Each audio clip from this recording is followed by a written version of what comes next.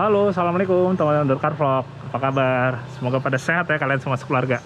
Ini dia video yang mungkin kalian tunggu-tunggu, yaitu ngelihat update dari Ford Ranger busuk dari Mas Sony Setiawan. Jadi kita udah sampai di Exitos teman-teman, dan si Ford Ranger-nya udah di depan gua. Ya, ini udah dipindahin ke sini dari yang sebelumnya tadi masih taruh di belakang dulu ya. Dan sekarang ini dipindahin ke depan karena udah akan dimulai. Bismillahirrahmanirrahim. Ini dia, kita akan coba cari tahu apa yang akan Exitos kerjain dulu untuk yang tahap pertamanya teman-teman.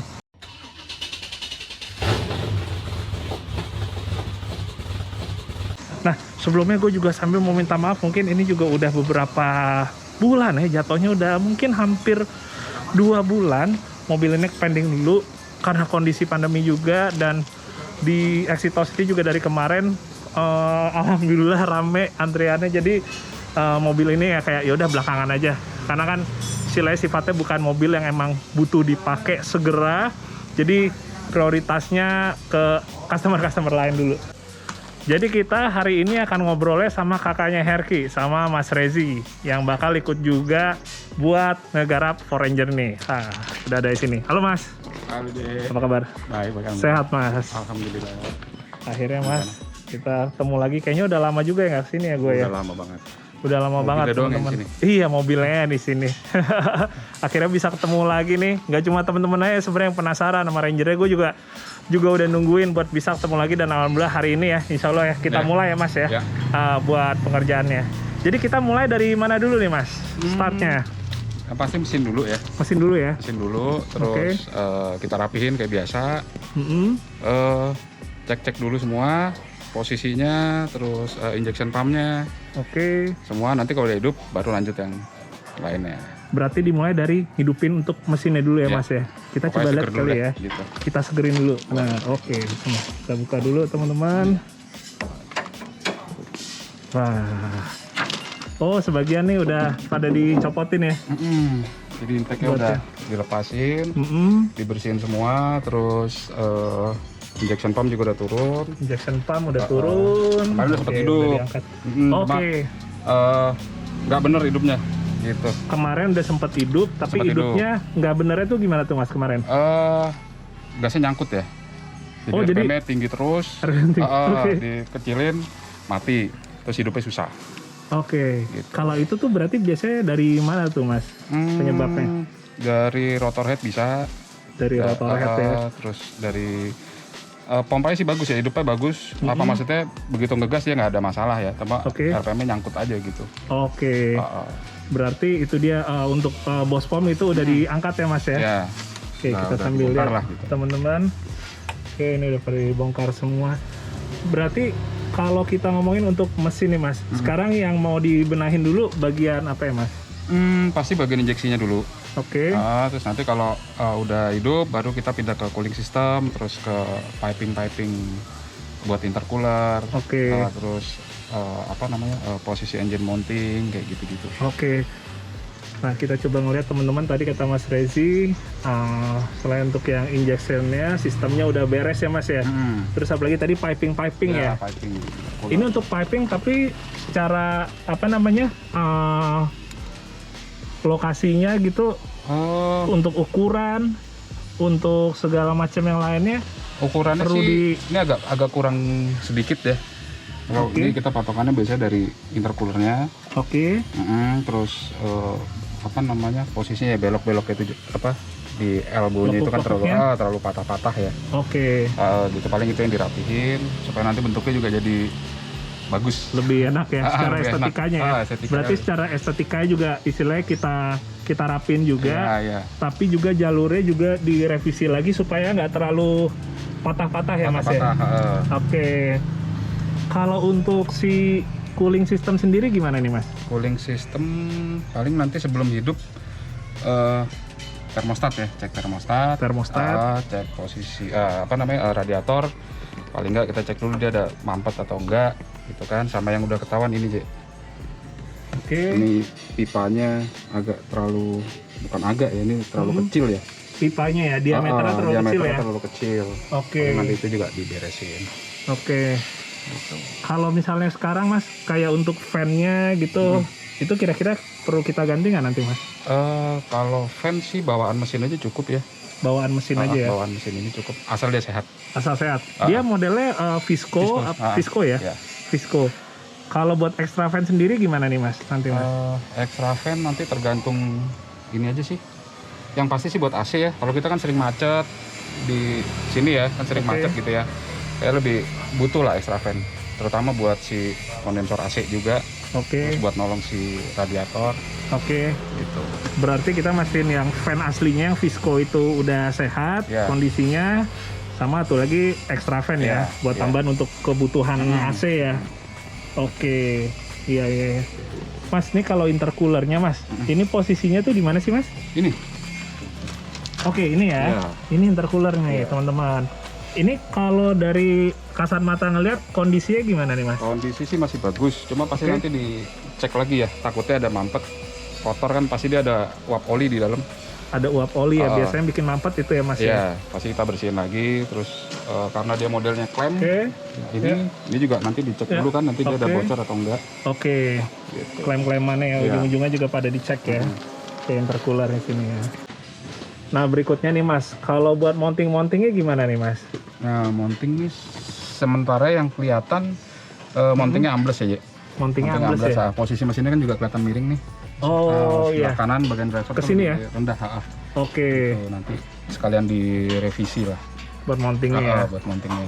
Tapi kalau kita ngomongin untuk maju mundur mesinnya Mas, itu kira-kira segini udah pas belum? Kalau maju mundur ngeliat posisi kipas kipas kemarin ya sama radiator sih cukup sih.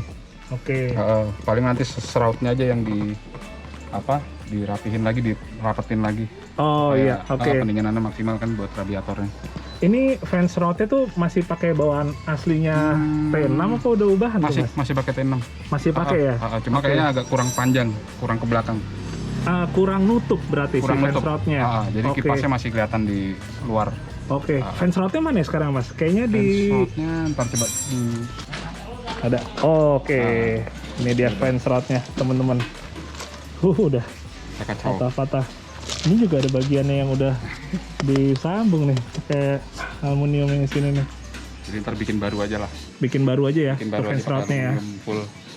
Jadi harus dibikin lebih agak ke arah mesin. Ke arah mesin ya, lebih panjang. Nanti di dalam. Full di dalam shroudnya.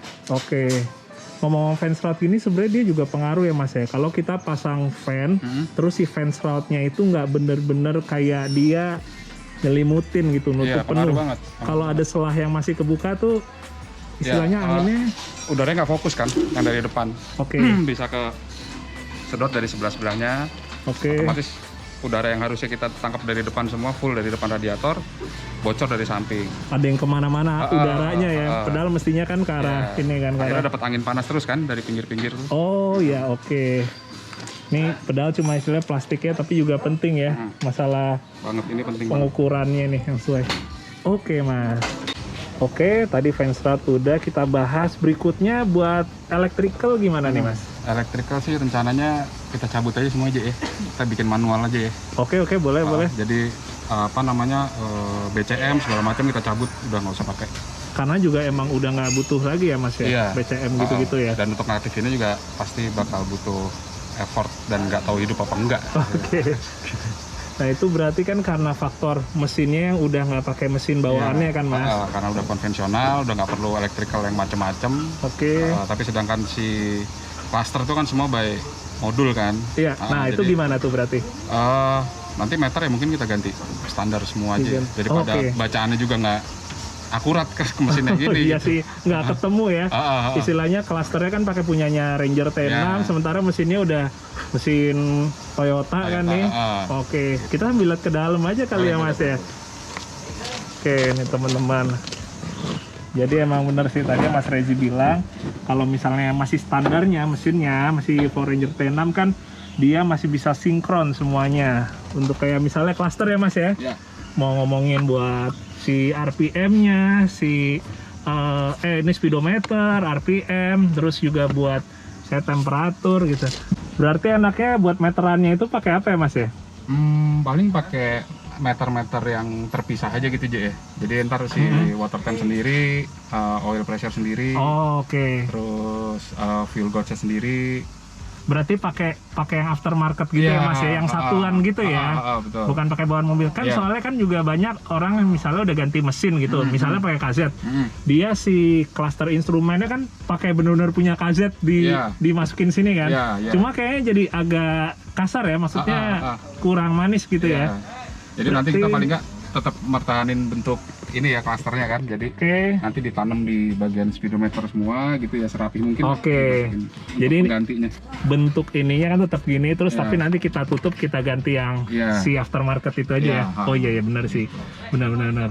Oke, itu dia berarti teman-teman buat kita ngomongin bagian si meteran ini. Nah, tapi kalau kita ngomongin buat kayak sen gitu, wiper gitu, itu nanti juga harus diganti ya. Tapi kita mesti cari yang pas sama si kolom setirnya nanti. Kita bongkar dulu, setirnya kita lepas, nanti kita cari yang cocok buat di kolom setir itu. Apapunnya nanti dia cari yang pas aja lah di yang situ. pas aja ya. Nah, berarti pada intinya udah dibikin semuanya manual itu ya, nggak lewat si body control modul ya Mas ya. Nah itu dia sih teman-teman sebenarnya yang juga dari kemarin gue pikirin akan pakai apa tuh untuk segala macam yang berhubungan sama si instrumen unit ini nih. Oh iya Mas, ini gimana nih Mas? Kira-kira kita tetap masih bisa pakai nggak tuh kunci mionya? Kunci mionya sih kayaknya biarin aja ya. Biarin aja Mas. Soalnya teman-teman banyak juga yang request itunya jangan diganti. Iya. Gue juga lebih tertarik pakai kunci mio itu. Tapi bisa kan? Bisa. Oke. Ini yang akan kita pertahanin teman-teman buat si kuncinya. Jadi mau segimanapun juga modifnya dilakukan di Foranger ini, buat ini tetap ya. Buat kunci tetap kita pakai mio sesuai request dari teman-teman. Nah sekarang coba kita lihat beberapa bagiannya yang udah dilepas nih. Kayaknya ini nih. Kita coba tanya nih. Nanya apa ya? Apa nih Pak? Ini nozzle-nya Ji. Ini nozzle-nya. Tampangnya sih masih oke. Cuma pressure-nya udah drop semua. Pressure-nya udah drop ya? Ini udah sempat kayak dites di alatnya Mas, apa gimana? Udah dites, udah dites. Terus tekanan udah nggak rata ya, udah pada drop semua. Udah belang ya? Iya. Pressure-nya udah belang teman-teman. Ngomong-ngomong buat ngetesnya tuh alatnya di sini ya Mas ya? Iya. Kalau pakai ini yang konvensional, itu alatnya yang di bawah. Ini alat buat yang konvensionalnya. Kalau yang ini Mas? Ini test bench konvensional buat injection pump. Buat injection pump.